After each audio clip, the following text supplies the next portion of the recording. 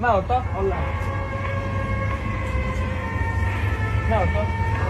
Bular shunaqa gapiriyor. Assalomu alaykum aka. Va alaykum assalom. Aka, mana shuni ish bilik, 20 ming so'm. 10 mingga ham qo'ygan olasiz aka. 10 minglik? Ha. Bo'l quygan. Shu o'tdingizmi yo ikkitasimi? Yo'q, onamga olib ketaman aka.